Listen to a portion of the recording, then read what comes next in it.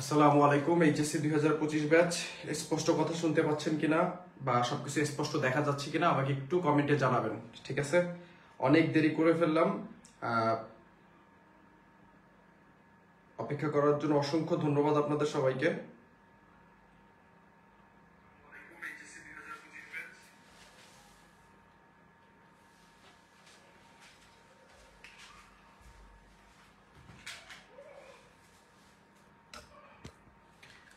Sound একটু problem করছে, but sound এবার ঠিক আছে কিনা একটু জানাবেন সবাই চটপট।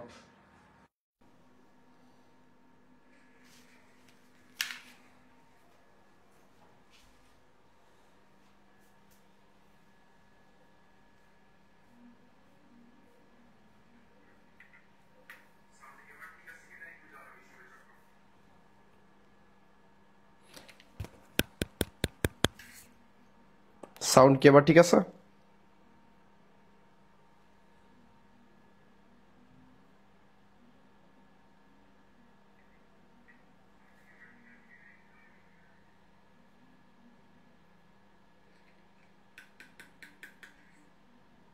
সাউন্ড কি এবার ঠিক আছে?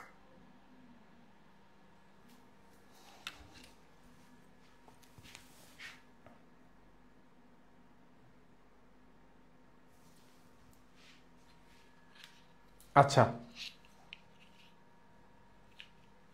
আচ্ছা, আমি খুবই অল্প সময় নিব, ঠিক আছে? খুবই অল্প সময় নিব, খুবই অল্প সময়ের ভিতরে আমি চেষ্টা করব তোমাদের এটা বুঝাই দেওয়ার জন্য, কেমন? যে স্লাইডগুলো আমি তোমাদের জন্য রেডি করছি, আর এই পিডিএফটা পাওয়ার জন্য আমাদের কিছুই করতে হবে না, জাস্ট একটু ওয়েট করতে হবে। ক্লাস শেষ করলে আমি সর্বোচ্চ 5 থেকে 7 মিনিটের ভিতরে আমাদের মোদের বিদ্যালয়ের যে ফেসবুক পেজ, ঠিক আছে, সেই ফেসবুক পেজে আমি এটা আপলোড দিয়ে দেবো। তোমরা ওইখান থেকে সবাই ডাউনলোড করে নিতে পারবা।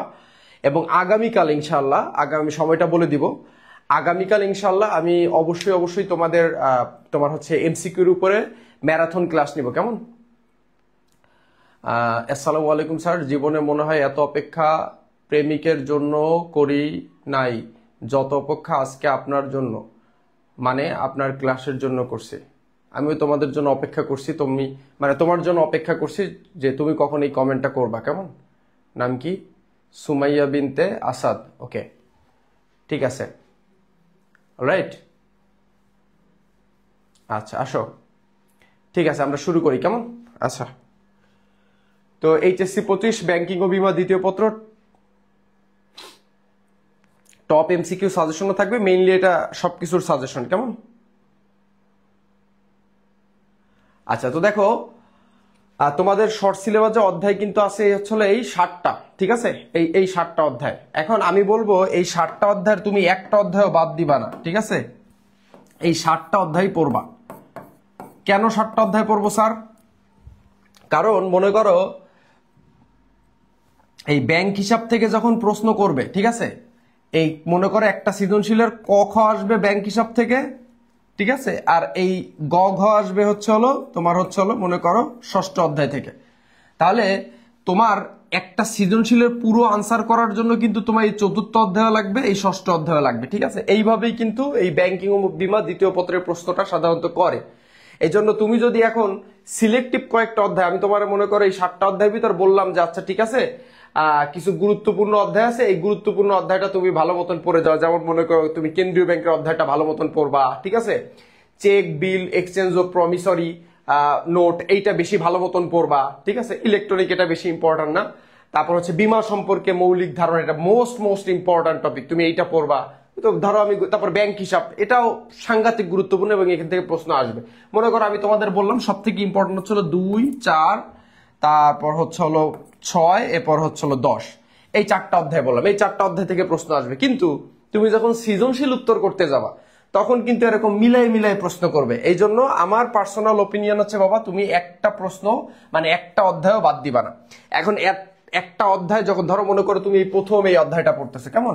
ব্যাংক ব্যবস্থার প্রাথমিক ধারণা। এখন এই ব্যাংক ব্যবস্থার প্রাথমিক ধারণা কি পড়বা, কেমনে পড়বা, কিভাবে পড়বা, হ্যাঁ, সেই জিনিসগুলা আমি তোমাদের এই ক্লাসে সিলেক্ট করে দিব। এখন আমি যদি তোমাদের পড়ানো স্টার্ট করি, এখন মনে করো এই যে ব্যাংক ব্যবস্থার প্রাথমিক ধারণা। এটা প্রথমত আমি পড়াইতে গেলে তুমি বোরিং হবা 1 নাম্বার, আর 2 নাম্বার আমি যত ভালো ক্লাস নেই না কেন তোমরা এখানে সবাই কন্টিনিউ করবা না। এখন আমি খালি মেইন পয়েন্টটা বলে দিব যে এই প্রথম অধ্যায়ের তোমরা কোন টপিক পড়বা, এই দ্বিতীয় অধ্যায়ের মূল বই থেকে কোন টপিকগুলো পড়ে যাওয়া।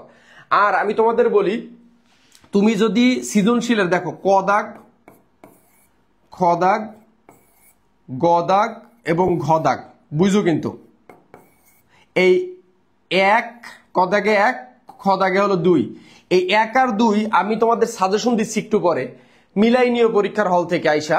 এই 1 আর 2 মানে টোটাল এই 3 মার্ক, এই 3 মার্ক টোটাল 7টা সৃজনশীলের উত্তর করতে হবে। তাহলে 3 মার্ক, 3 7 কত মার্ক? 21 নাম্বার। এই 21 নাম্বার এই মোদের বিদ্যালয়ের যে সাজেশন দিচ্ছি এই সাজেশন থেকে কমন না আসলে তারপর বইলো। এখন তুমি যে এই গ ঘ, বাবা দেখো এখানে একটা বোঝার বিষয় আছে, তুমি যে গ ঘর উত্তর করবে, এই যে গ এবং ঘ, এই গ ঘতে কিন্তু মেইন মার্ক, কারণ গতে নাম্বার হচ্ছে হলো 3, ঘতে নাম্বার হলো 4। এই মেইন নাম্বারটা, এই যে নাম্বারটা, এই নাম্বারটা পাওয়ার জন্য মূল বইয়ের কোনো বিকল্প নাই।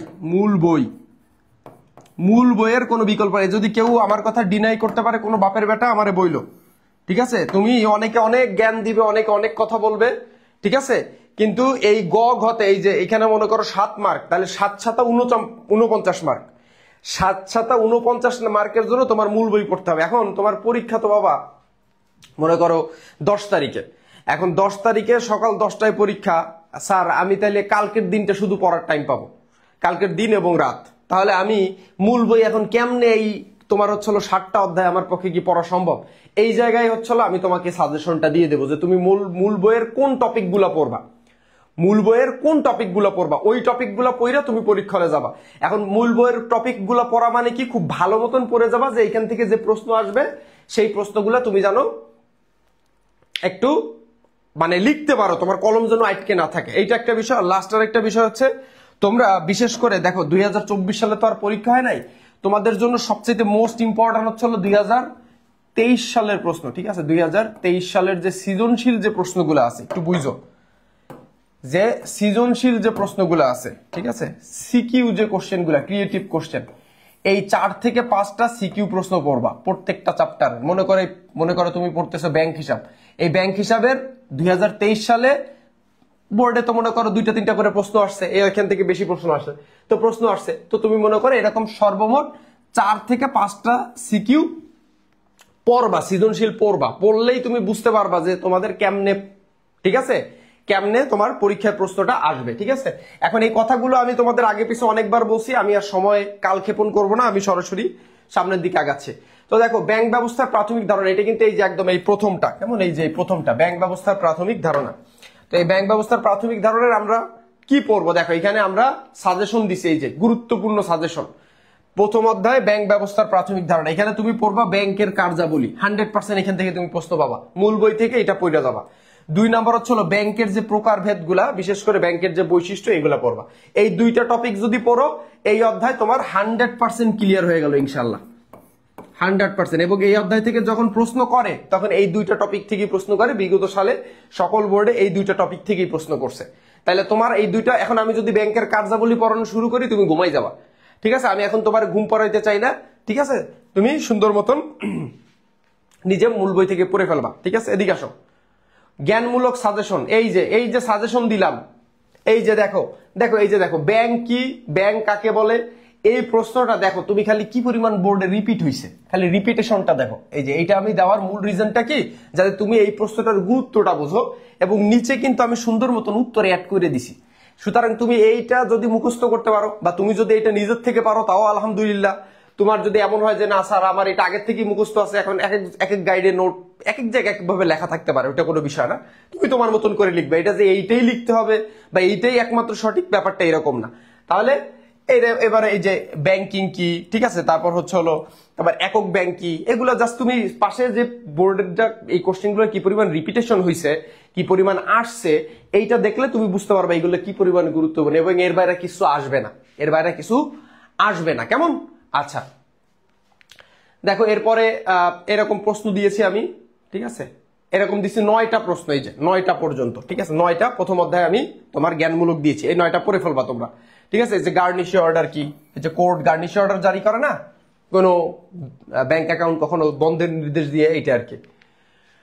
অনুধাবনমূলক সাজেশন, এখন অনুধাবনের উত্তর অ্যাড করি নাই, অনুধাবনের উত্তর অ্যাড করলে তো একটা পুরো বই লেখা লাগবে, ঠিক আছে। এখন এখানে জাস্ট প্রশ্নগুলো দিছি, এগুলো সব নোট গাইড বইয়ে সব জায়গায় মোস্ট কমন কোশ্চেন, কেমন, এই যে এইগুলো আমি এগুলো পড়বো না, ঠিক আছে। এগুলো পড়া মানে সময় নষ্ট করা। তোমরা এখানে যে জ্ঞানমূলক গুলো আছে এগুলো পড়বা। এবার আসো কিছু এমসিকিউ প্র্যাকটিস করি, কিছু মোস্ট ইম্পর্টেন্ট এমসিকিউ। তবে এমসিকিউ এর ম্যারাথন ক্লাস আসতেছে আগামীকাল, কয়টার সময় ক্লাস লাগবে সেটা বলো, ঠিক আছে।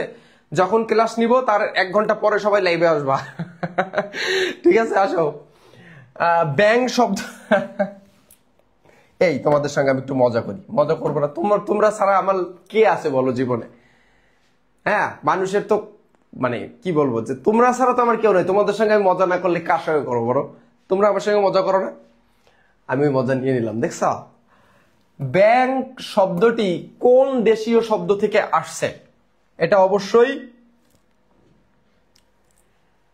এটা হলো ইতালিয়ান শব্দ, ব্যাংকো শব্দ থেকে আসছে। কি শব্দ? ব্যাংকো। ব্যাংকো, এই ব্যাংকো থেকে ব্যাংক শব্দের উৎপত্তি হয়েছে। অনেকে আবার ব্যাংকি বলে, ব্যাংকি, ব্যাংকি থেকে ব্যাংক শব্দের উৎপত্তি হয়েছে, কেমন। Bank of Venice, bank of Venice কত সালে প্রতিষ্ঠিত হয়? 1157 সালে, মুখস্থ রাখবা। যশোর বোর্ড 22-এ আসছে, চট্টগ্রাম বোর্ড 17-এ আসছে, বরিশাল বোর্ড 22 সালে আসছে। Repetition question. সঠিক উত্তর দেখি কত? হ্যাঁ। ব্যাংক কিসের ব্যবসা করে? দেখো এটা খুব ইম্পর্টেন্ট, এবং এটা সিকিউর জন্য অনেক ইম্পর্টেন্ট। ব্যাংক কিসের ব্যবসা করে বলো? এগুলো তোমাদের পারা উচিত। ব্যাংক কিসের ব্যবসা করে? ব্যাংক অবশ্যই ঋণের ব্যবসা করে, কারণ ব্যাংক হলো ধার করা অর্থের ধারক, ব্যাংকের নিজস্ব কোনো অর্থ নাই। ব্যাংক কি করে? মানুষের কাছ থেকে ঋণ নেয়, মানুষের কাছ থেকে আমানত সংগ্রহ করে, ওইটা আবার কি দেয়? ঋণ প্রদান করে, ঠিক আছে। অলরাইট। বিশ্বের প্রথম ব্যাংক, এই যে প্রথম ব্যাংক, কি ব্যাংক? প্রথম ব্যাংক কোনটি? বিশ্বের প্রথম ব্যাংক হচ্ছে হলো শান্সি ব্যাংক, ঠিক আছে। শান্সি ব্যাংকের একটু ইতিহাসটা পড়ে নিবা, তোমাদের বইয়ে আছে। আবার কেউ ওই ব্যাংক অফ ইংল্যান্ড লেখো না, শান্সি ব্যাংক নামটা মনে রাখো, শান্সি ব্যাংক। ব্যাংক ব্যবস্থার পূর্বসূরি, পূর্বসূরি মানে বুঝো তো? পূর্বসূরি মানে মানে বলতে গেলে উত্তরসূরি বলা যায়, তা পূর্বসূরি বলা মানে উত্তরসূরি জিনিসটা আলাদা। পূর্বসূরি বলতে বোঝা যাচ্ছে হলো যে এর পিছনে কাদের অবদান সবচাইতে বেশি। হ্যাঁ, তাহলে ব্যাংক ব্যবস্থার পূর্বসূরি কারা? অবশ্যই গ্রামীণ মহাজন, তারপর হচ্ছে স্বর্ণকার। অবশ্যই এই স্বর্ণকারদের, ব্যাংক আজকের যে ব্যাংক ব্যবস্থা এর পিছনে স্বর্ণকারদের ভূমিকা অনেক বেশি, কারণ স্বর্ণকাররা আগে ছিল অনেক সচ্ছল। স্বর্ণকারের মধ্যে যারা স্বর্ণের ব্যবসা করে তাদের কাছে ওই যে অনেকে কোথাও দূরে কোথাও গেলে, এবং এরা অনেক বিশ্বাসযোগ্য ছিল, ট্রাস্টওয়ার্দি ছিল, এদের কাছে সবাই টাকা পয়সা রেখে যাইতো, ঠিক আছে। তো এই স্বর্ণকাররা এবং ব্যবসায়ীরাও ছিল আগে অনেক ব্যবসায়ী, মানে বিশ্বস্ত, এবং ব্যবসায়ীদের হাত ধরেও কিন্তু এই ব্যাংক ব্যবস্থার উৎপত্তি হয়েছে, ঠিক আছে। তার মানে সঠিক উত্তর হচ্ছে হলো ঘ। এইগুলো তোমরা মূল বই পড়লেই বুঝবা, এগুলো মূল বইতে দেওয়া আছে বাবা। আচ্ছা, এটা হচ্ছে আমাদের কামব্যাক কোর্স। তোমরা যারা তোমরা আবার অনেকে বলো যে স্যার আমরা তো 25 ব্যাচ, তোমাদের ভিতরে 26 ব্যাচের অনেকে ক্লাস করছে, উত্তেজিত 27 ব্যাচ ক্লাস করতেছে, তো তাদের জন্য এটা তোমরা 25 ব্যাচ তো আমাদের কাছে পড়েছই। তোমাদের 1364 জন স্টুডেন্ট আমাদের কাছে এই বছর পড়ছে, আলহামদুলিল্লাহ, আল্লাহর কাছে লক্ষ কোটি শুকরিয়া যে আমাদের ছোট একটা প্ল্যাটফর্ম, বাট 1364 জন স্টুডেন্ট আমাদের কাছে জাস্ট প্রাইভেট পড়ছে। ওকে, তো আমাদের একটা কামব্যাক কোর্স আসতেছে মানে এটা রানিং চলছে, মাত্র 2টা ক্লাস হয়েছে। এখানে 40টা লাইভ ক্লাস হবে, যে 40টা লাইভ ক্লাস আমি নিব। এখানে সিকিউ এবং গ্যারান্টেড এমসিকিউ সলভ করানো হবে, ঠিক আছে। সিকিউ এবং এমসিকিউ সলভ করানো হবে। হিসাব বিজ্ঞান প্রথম পত্র এবং দ্বিতীয় পত্রের ফুল সিলেবাস কভার করা হবে। যদি ক্লাস সংখ্যা প্রয়োজনে দরকার হয় আরো বাড়ানো হবে। মোট প্রতিটি ক্লাসের পিডিএফ, মানে এই যেমন স্লাইড গুলো, এটা পিডিএফ আকারে তোমাদের দিয়ে দেওয়া হবে। ক্লাস শেষে যে রেকর্ড ফাইল, এটা 2 বছরের জন্য থাকবে, ঠিক আছে। 2 বছর, 2 ইয়ার্স, 2 বছরের জন্য থাকবে। এবং ডাউট সলভিং যে গ্রুপ থাকবে, এখানে তোমরা হচ্ছে 24 আওয়ার্স 7 ডেজ ইনশাল্লাহ তোমরা এখানে তোমাদের যে কোনো প্রবলেম তোমরা এখানে জমা দিলে সলভ তোমরা পাবা। আর সবাই যদি নিজেরা যদি সলভ করতে না পারো, ইনশাল্লাহ আমি তোমাদের সলভ করে দেবো। এবং এই সম্পূর্ণ এই কামব্যাক কোর্সটা, হিসাব বিজ্ঞানের কামব্যাক কোর্সটা অলরেডি এখানে 200 প্লাস স্টুডেন্ট ভর্তি হয়ে গেছে।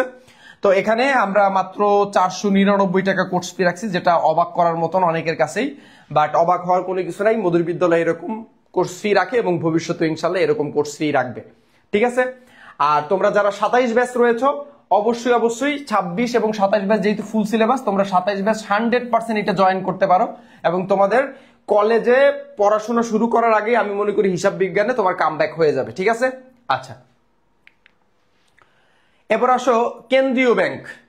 তো কেন্দ্রীয় ব্যাংকের ভিতরে সব থেকে ইম্পর্টেন্ট যে গুরুত্বপূর্ণ যে সাজেশন, 1 নাম্বার পড়বা ঋণ নিয়ন্ত্রণ। ঠিক আছে, ঋণের শেষ আশ্রয়স্থল বলা হয় হচ্ছে কেন্দ্রীয় ব্যাংকে। নিকাশ ঘর মানে যেটাকে বলি ক্লিয়ারিং হাউস,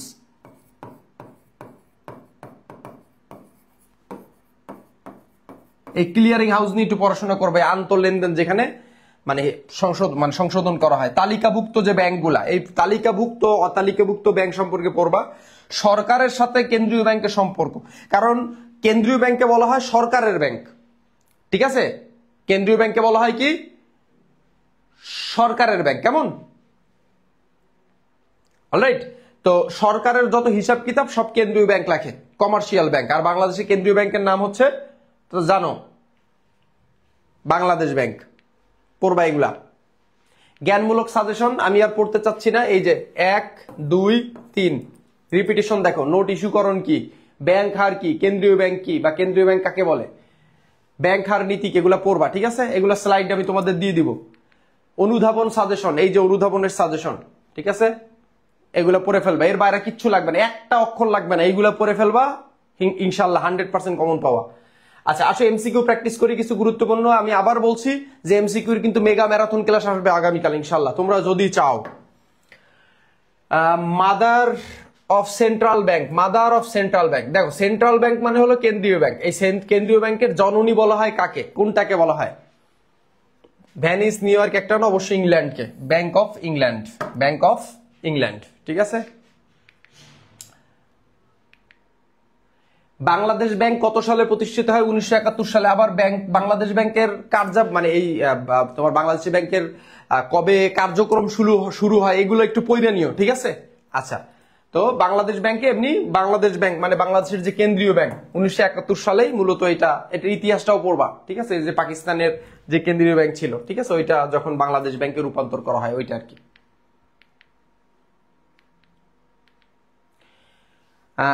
কোন ব্যাংকে ঋণ দানের শেষ আশ্রয়স্থল বলা হয়? এটা খুব গুরুত্বপূর্ণ একটা টপিক, একটু মনে রাখো।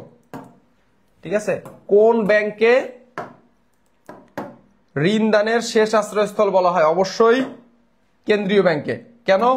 কারণ বাণিজ্যিক যে ব্যাংকগুলা, ঠিক আছে, ওই বাণিজ্যিক ব্যাংকগুলো যখন মানে নিজেদের টাকার দরকার হয় এই বাণিজ্যিক ব্যাংকগুলায়, ঠিক আছে, কমার্শিয়াল ব্যাংকগুলার, এখন ওদের কাছে যখন টাকা না থাকে তখন একদম লাস্টে যে ওরা ওই কেন্দ্রীয় ব্যাংকের কাছ থেকে ঋণ নেয়। তার মানে এই বাণিজ্যিক ব্যাংকগুলো, মানে ব্যাংক বলতে আমরা যেটা বুঝি বাণিজ্যিক ব্যাংকই তো এই বাণিজ্যিক ব্যাংক কিন্তু এই কেন্দ্রীয় ব্যাংকের কাছ থেকে কি গ্রহণ করে? ঋণ গ্রহণ করে। এই জন্য সর্বশেষ আশ্রয়স্থল হচ্ছিল কেন্দ্রীয় ব্যাংক, যে অভিভাবকের মতন কাজ করে। কেমন? এবার আসো বাংলাদেশ ব্যাংকের প্রধান নির্বাহীকে, বাংলাদেশ ব্যাংকের প্রধান নির্বাহীকে, ঠিক আছে, দেখবা সেটা হচ্ছিল যে আমাদের যে বাংলাদেশের যে নোটগুলো বাংলাদেশ ব্যাংকের ওইগুলোর উপর সিগনেচার থাকে, উনি হচ্ছিল গভর্নর, উনিকে গভর্নর, ইনি হচ্ছিল প্রধান নির্বাহী, মেইন, সবার উপরে। ঠিক আছে, দেখবা তোমাদের বইয়ে এরকম একটা চার্ট দেওয়া আছে যে একদম সবার উপরে কে আছে, দেখবা গভর্নর। ঠিক আছে, কেন্দ্রীয় ব্যাংকের কার্য কোনটি? কেন্দ্রীয় ব্যাংকের কার্য কোনটি? কার্য মানে হচ্ছিল কাজ। কেন্দ্রীয় ব্যাংকের কাজ কোনটি? অবশ্যই ঋণ নিয়ন্ত্রণ, ঋণ প্রদান হচ্ছে হলো বাণিজ্যিক ব্যাংকের কাজ, মুনাফা অর্জন বাণিজ্যিক ব্যাংকের কাজ, আর কেন্দ্রীয় ব্যাংকের কাজ হচ্ছে হলো জনকল্যাণ আর আমানত সরবরাহ, এটাও বাণিজ্যিক ব্যাংকের। তো মেইনলি কেন্দ্রীয় ব্যাংকের প্রধান কাজ হচ্ছে হলো কি ঋণটাকে নিয়ন্ত্রণ করা, মানে প্রধান কাজ না, মানে অন্যতম প্রধান কাজ হচ্ছে হলো তোমার ঋণ নিয়ন্ত্রণ করা। আর কেন্দ্রীয় ব্যাংকের মেইন কাজ হচ্ছে হলো জনকল্যাণ বা জনসেবা করা। কেমন? আচ্ছা,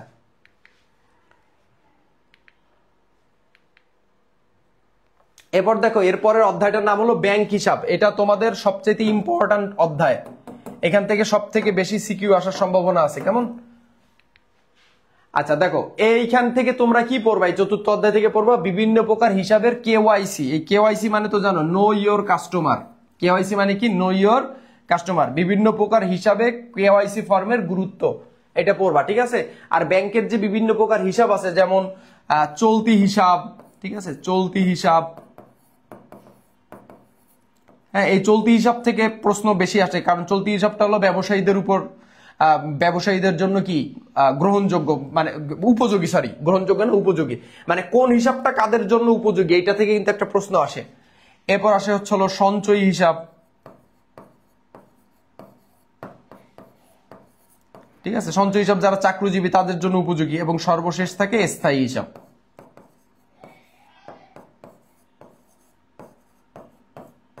এককালীন টাকা রাখার জন্য। কেমন, এই হিসাবগুলো সম্পর্কে একটু পড়ে নিও কেমন। আচ্ছা, এটা হলো গুরুত্বপূর্ণ সাজেশন, জ্ঞানমূলক। এই যে জ্ঞানমূলকের প্রশ্ন দেওয়া আছে, ব্যাংক হিসাব কি, কেওয়াইসি ফর্ম কি, নমুনা স্বাক্ষর কার্ড কি, কেমন, এগুলা পড়ে নিবা, আমি আর পড়ছি না। অনুধাবনের সাজেশন, এই যে অনুধাবনের সাজেশন, আর এটা বেশ ইম্পর্টেন্ট যে ব্যাংক হিসাবের গোপনীয়তা রক্ষার প্রয়োজন, কারণ প্রয়োজন পরে কেন, কারণ ব্যাংক হচ্ছে গোপনীয়তার নীতি রক্ষা করে। তোমার অ্যাকাউন্টে কয় টাকা আছে এটা ব্যাংক কখনোই কাউকে বলবে না, সো ব্যাংক গোপনীয়তার নীতি রক্ষা করে। তো ব্যাংকের যে নীতিগুলো আছে এগুলো একটু পড়বা।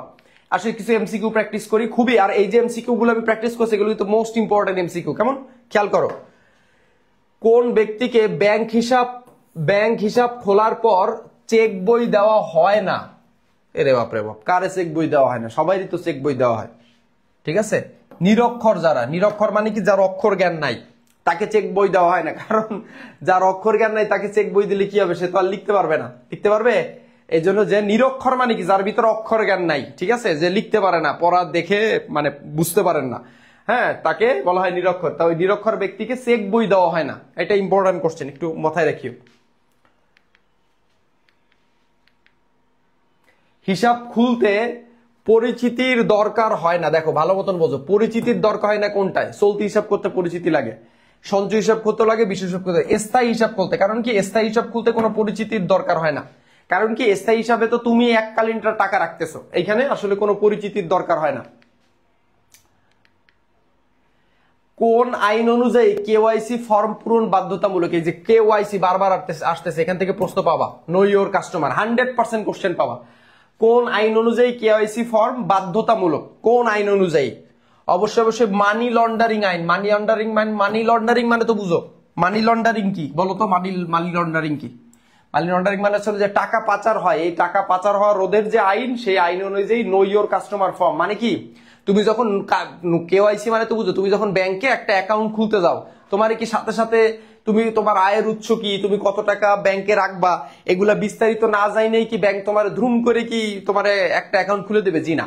তুমি অ্যাকাউন্ট খুলতে গেলে ব্যাংক তোমার সর্বপ্রথম একটা ফর্ম দিবে, যে ভাই এই ফর্মে আপনার তথ্য দেন, আপনার নাম লেখেন, আপনার আব্বার নাম লেখেন, আপনার মার নাম লেখেন, হ্যাঁ, আপনার এনআইডি কার্ডের নাম্বার লেখেন, যাবতীয় একটা কাস্টমারের কাছ থেকে যত তথ্য নেওয়া যায় নিরাপত্তার খাতিরে সেই তথ্যগুলো তোমার কাছ থেকে ব্যাংক নিবে। তো ওইটা যে ফর্মে নেয় ওইটা হচ্ছে কেওয়াইসি ফর্ম। এটা গেলেই তুমি ব্যাংকে অ্যাকাউন্ট খুলতে গেলেই তোমার ব্যাংক থেকে প্রথমে একটা ফর্ম পূরণ করতে দিবে, ঠিক আছে, ওইটা হলো কেওয়াইসি ফর্ম।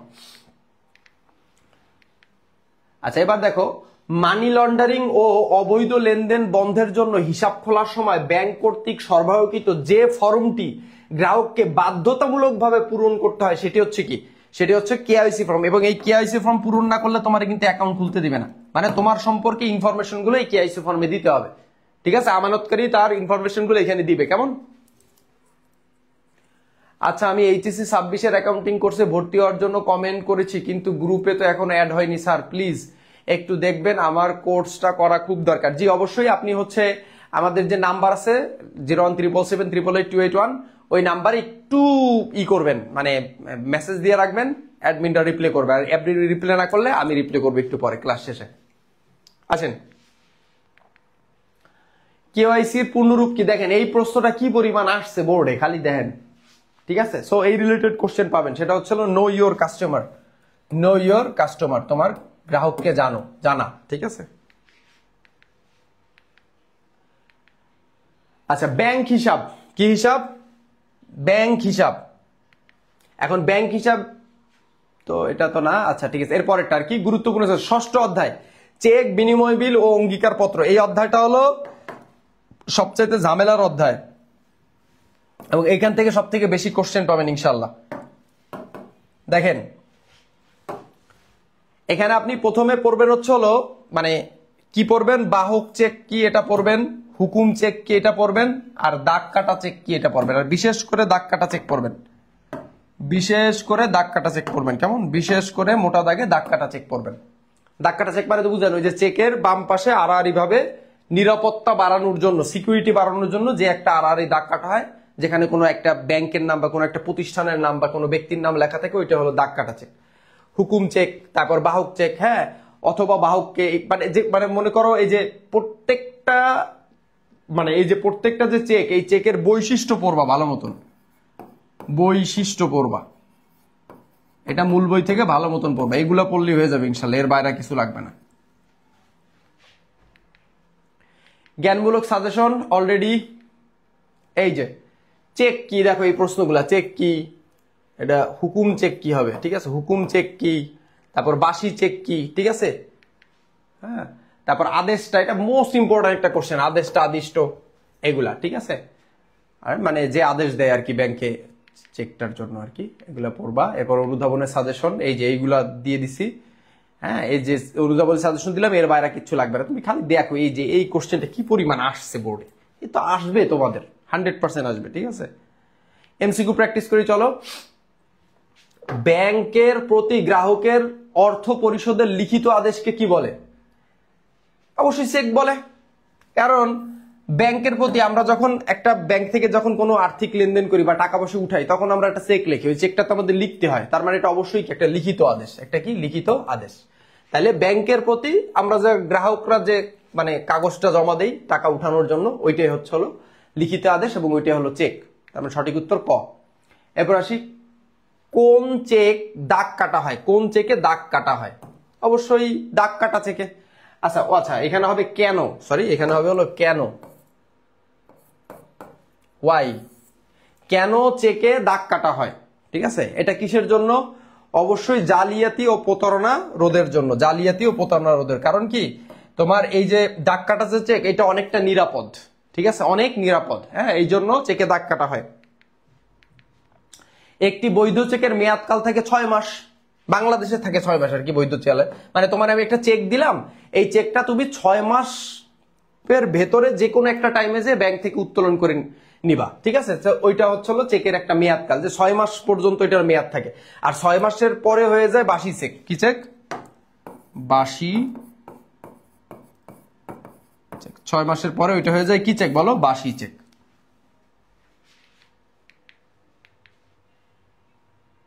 কিরে, এটা ভুল, উত্তর ভুল আছে, এটা গ হবে না, এটা ঘ হবে, সরি খ হবে, খ আর কি, এটা হবে সঠিক উত্তর, 6 মাস। একটি বৈধ চেকের মেয়াদ থাকে কয় মাস? অবৈধ আবার চেক হয় নাকি? অবৈধ চেকটা, যেটা অবৈধ চেক তার আবার মেয়াদ কিসের?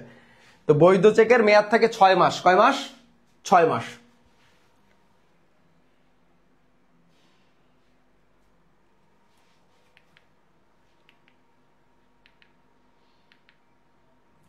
ইলেকট্রনিক ব্যাংকিং, এই অধ্যায়টা থেকে তুমি শুধু এমসিকিউ পড়বা, আমার অনুরোধ থাকবে তোমরা এই অধ্যায় থেকে অনলি এমসিকিউ পড়বা, এই অধ্যায় থেকে সিকিউ অত বেশি আসেও না।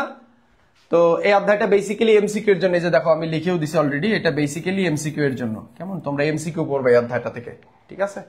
জ্ঞানমূলক প্রশ্ন, তারপরে যদি কিছু পড়তে চাই জ্ঞানমূলক প্রশ্নগুলো পড়বা, ঠিক আছে। এই যে সুইফট, সুইফটের ফুল মিনিং কি বলো? ঠিক আছে, সুইফটের ফুল মিনিং কি বলো? Security for world wide interbank financial telecommunication. এই সুইফটের ফুল মিনিং পড়ে যাও, ঠিক আছে। এটিএম এর পূর্ণরূপ কি? অটোমেটেড টেলার মেশিন, ভালো মতন পড়ো। তারপর যদি প্রশ্ন আসে এগুলা থেকে আসবে ইনশাল্লাহ। এইগুলো হচ্ছে হলো তোমার, এই যে ডেবিট কার্ড কি, ডেবিট কার্ড ক্রেডিট কার্ড কি, অনুধাবনের সাজেশন হচ্ছে এইগুলা পড়বা, ঠিক আছে। আর এই অধ্যায়টা অনেক ইজি, এটা অনেক সহজ একটা অধ্যায়, মানে তুমি এটা যদি মানে একবার একটু রিডিং পড়ো, ঠিক আছে, হ্যাঁ, মানে যে একবার রিডিং পড়ো, রিডিং পড়লেই বুঝবা, এটা নিজে নিজে পড়লেই বুঝবা। আজকে কিছু এমসিকিউ প্র্যাকটিস করি। এই যে সুইফট কি? Security for world wide interbank financial telecommunication. SWIFT কি? সুইফট হচ্ছে হলো একটি পরিশোধ পদ্ধতি। কি পদ্ধতি? পরিশোধ পদ্ধতি। এই যে আমরা যখন গুগলে অ্যাকাউন্ট খুলি, ঠিক আছে, গুগলে যখন অ্যাকাউন্ট খুলি, এই যে আমাদের মধুর বিদ্যালয় ইউটিউব চ্যানেলের জন্য, তো যখন অ্যাকাউন্ট খুলি তখন আমাদের একটা সুইফট কোড দিতে হচ্ছে। আমার যে ব্যাংক ছিল ওই ব্যাংকের একটা সুইফট কোড আমেরিকায় পাঠাইতে হয়েছে বা মানে মেইল করতে হয়েছে, তো ওইটা হচ্ছে হলো কারণ আমি ওই যে সুইফট কোড দিছি, ওই সুইফট কোডে তারা মানে তারা হচ্ছে হলো আমাকে মূলত তোমার হচ্ছে টাকাটা পে করবে, ঠিক আছে। তো এটা হচ্ছে হলো একটি পরিশোধ পদ্ধতি। কি পদ্ধতি? পরিশোধ পদ্ধতি। অলরাইট। এসএমএস এর পূর্ণ রূপ কি? এসএমএস, ঠিক আছে, SMS, short message service. Short message service কই? এই যে শর্ট মেসেজ সার্ভিস। এবার আসি ইলেকট্রনিক ব্যাংকিং সেবা কোন দেশে প্রথম শুরু হয়? ইলেকট্রনিক ব্যাংকিং মানে ই ব্যাংকিং যেটা, এটা কোন দেশে প্রথম চালু হয়? অবশ্যই যুক্তরাষ্ট্রে। কোথায়? যুক্তরাষ্ট্রে, ইউএসএ তে এটা প্রথম এইখানেই। এবং এর ইতিহাসটা একটু পড়বা, ঠিক আছে, এর ইতিহাসটা পড়বা, কিন্তু খুব গুরুত্বপূর্ণ। এটিএম এর পূর্ণরূপ কি? দেখো এই প্রশ্নটা কি পরিমাণ আসছে এবং তোমরা সবাই জানো এটিএম এর পূর্ণরূপ কি, ঠিক আছে। এটিএম এর পূর্ণরূপ হলো এতে আমি, টিতে তোমাকে, এম এ মারবো, ঠিক আছে। আচ্ছা এবার কি? Automated teller machine. জি, automated teller machine.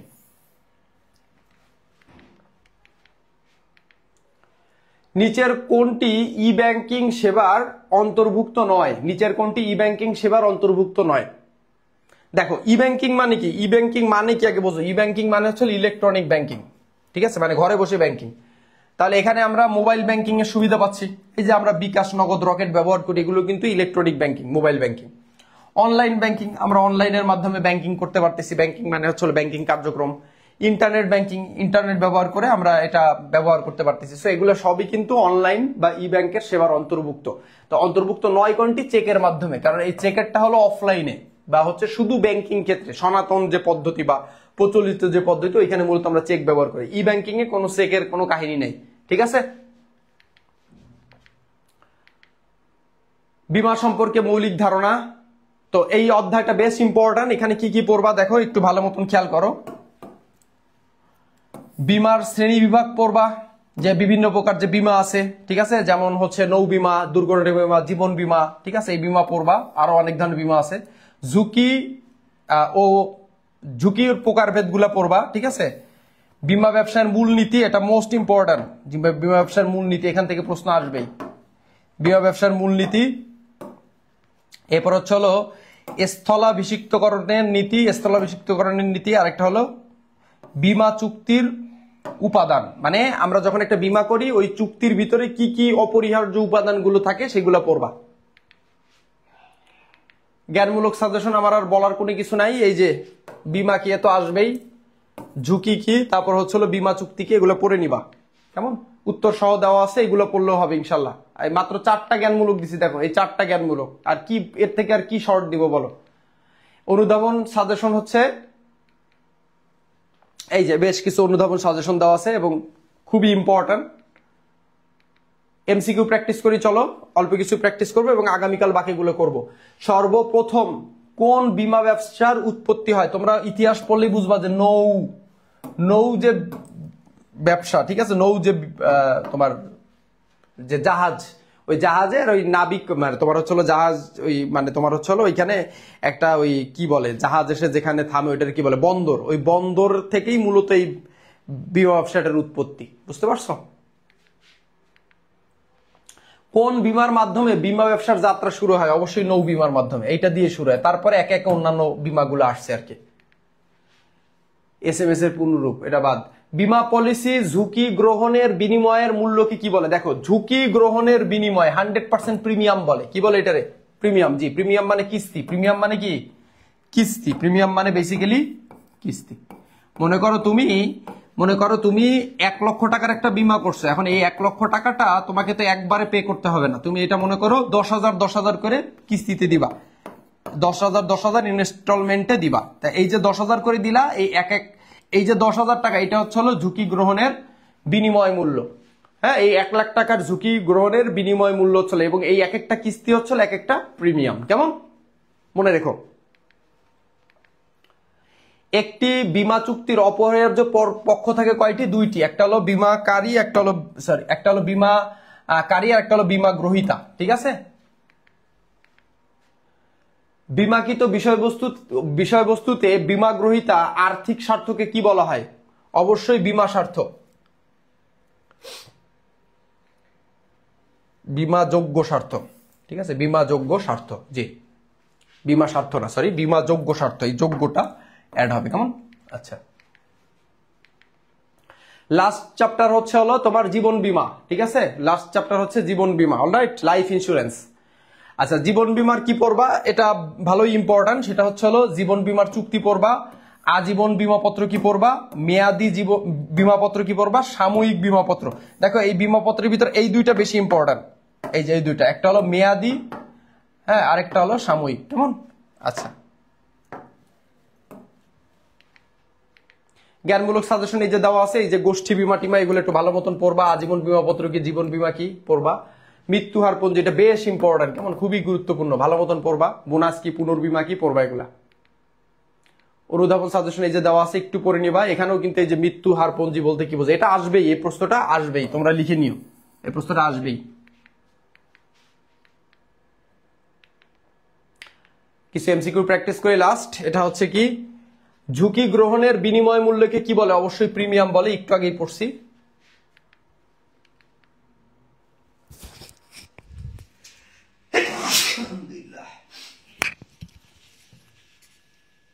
Sorry,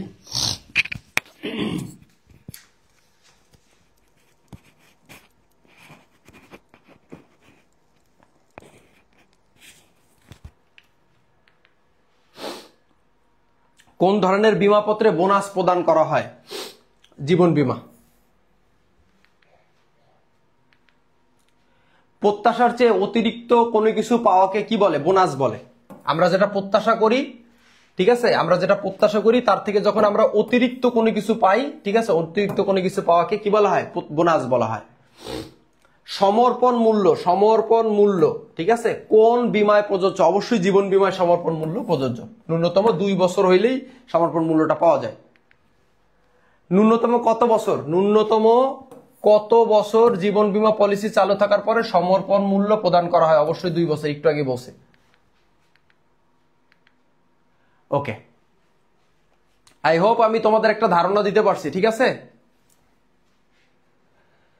I hope আমি তোমাদের একটা ধারণা দিতে পারছি। কেমন?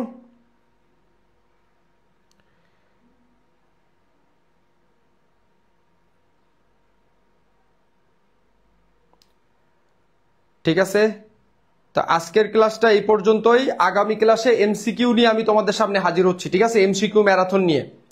এখন এমসিকিউ তোমার লাগবে কিনা এটা তোমরা অবশ্যই আমাকে রাতে জানাবা। যদি এই যে এমসিকিউ করাইছি এগুলা মোস্ট ইম্পর্টেন্ট, এগুলো তো তোমরা পাবাই ইনশাল্লাহ। এখন এগুলোতে একটু অল্প হয়ে যায়, এখন শুধু এমসিকিউ এর জন্য ডেডিকেটেডলি একটা ক্লাস আনতে চাই। কেমন? ঠিক আছে,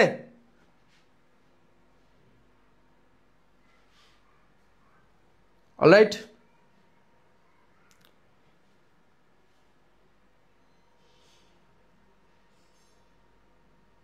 কালকে কখন ক্লাস নিব?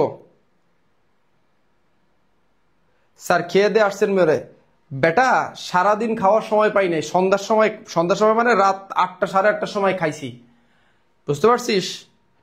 শুক্রবার তাই কি প্যারার ভিতর থাকি, বুঝলি? এখন মোদের বিদ্যালয় আর সেই আগের মতন নাই যে একটা ক্লাস নিলেই হয়, বহু লোকের বহু ক্লাস থাকে, আর সামনে আরো হবে, আর নাওয়া খাওয়া এরকম উড়েই যাবে। ঠিক আছে না, খাওয়া দাওয়া লাগবে না, খাওয়া দাওয়া একবারে পরকালে যায় করবানি। এ যাব বহু খাইছি, আর খাওয়া লাগবে না। জীবনে বহু 3 বেলা খাওয়া দাওয়া হয়েছে, আর না খাইলেও চলবে। এখন শুধু পড়াইতে হবে, বুঝলি? এখন শুধু পড়াইতে হবে। তোরা একটু বেশি করে সাবস্ক্রাইব করে টোরে আমার একটু দায়িত্ব আরো বাড়াই দে, যাতে মোটেও না খাওয়া লাগে, বুঝতে পারে? খাবোই না আর 2 দিন পরে। অলরাইট,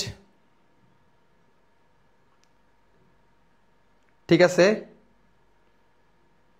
স্যার, এমসিকিউ কাল বিকালে দেন ইনশাল্লাহ। আগামীকাল এইচএসসি 25 ব্যাচ, তোমাদের সঙ্গে আমার লাস্ট ক্লাস। ঠিক আছে, কত লম্বা একটা জার্নি তোমাদের সঙ্গে, আর ভাবলেই কেমন যেন গাঢ় ভিতরে কাটা দিয়ে উঠতেছে যে আগামীকাল তোমাদের সঙ্গে আমি শেষ ক্লাস দিব। ঠিক আছে, আগামীকাল ক্লাসটা কিন্তু কেউ মিস দিও না, খবরদার। ঠিক আছে, সো তোমাদের অনেক বেশি লাগবে আগামীকাল। দেখা গেলো আগামীকাল অনেক কষ্টে থাকবো, আগামীকাল লাস্ট ক্লাস নিচ্ছি অনলাইনে। এরপর আর 25 ব্যাচের সঙ্গে আমার আর হয়তো আর দেখা হবে না। ঠিক আছে, এই আর কি। তো অ্যাডমিশনে দেখা হবে ইনশাল্লাহ, অ্যাডমিশনে দেখা হবে, কারণ অ্যাডমিশনে মোদির বিদ্যালয় থেকে এবার একটা ফুল ফ্রি সার্ভিস পাবা, একদম full free without any cost তোমরা একটা বেটার সার্ভিস পাবা। ইংরেজি, অ্যাকাউন্টিং এগুলা মোটামুটি অন্যান্য সাবজেক্টেও থাকবে, ঠিক আছে? তো যারা মোদির বিদ্যালয়কে বিশ্বাস করো তারা অ্যাডমিশনে একটা সাপোর্ট পাবে ইনশাল্লাহ, মোদির বিদ্যালয় থেকেই পাবা একদম ফ্রি অফ কস্ট, ঠিক আছে? তোমাদের কি কি লাগবে আমাদের সেটাও জানায়ও, ঠিক আছে? অলরাইট, ঠিক আছে। এই আমার কালকে এখনো ক্লাস রয়েছে, এখনই মিস ইউ করা শুরু করে দিছিস, এবার মিস ইউ বলিস না, আমি কিন্তু কান্না করে দেবো না, বুঝছিস? খারাপ লাগতেছে কিন্তু এমনি।